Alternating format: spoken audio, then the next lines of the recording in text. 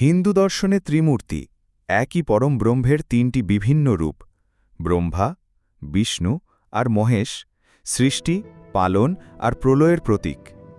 গডের জি মানে গ্রোসার, অর্থাৎ সৃষ্টিকর্তা। ব্রহ্মা উৎপাদক রূপে সমগ্র সৃষ্টির দায়িত্ব পালন করেন। ও মানে অপারেটর, অর্থাৎ পালনকর্তা। ভগবান বিষ্ণু এই মহাবিশ্বের ভারসাম্য রক্ষা করেন, জীবনকে চালিয়ে নিয়ে যান। তার আগে বন্ধুরা, আপনার যদি এই ছবিটি পছন্দ হয়ে থাকে তাহলে ভিডিওটিকে লাইক করুন, চ্যানেলটিকে সাবস্ক্রাইব করে যান আর কমেন্ট বক্সে লিখে জানান হরি ওম। ডি মানে ডেস্ট্রয়ার। যখন সৃষ্টির আয়ু ফুরিয়ে যায় তখন মহাদেব শিব ধ্বংস করেন, কিন্তু ধ্বংসের ভেতরেই লুকিয়ে থাকে নতুন সৃষ্টির বীজ। এই ত্রিমূর্তির শিক্ষা আমাদের জীবনেও প্রযোজ্য। প্রতিটি পর্যায়ে আলাদা গুরু দায়িত্ব আর পরিবর্তন।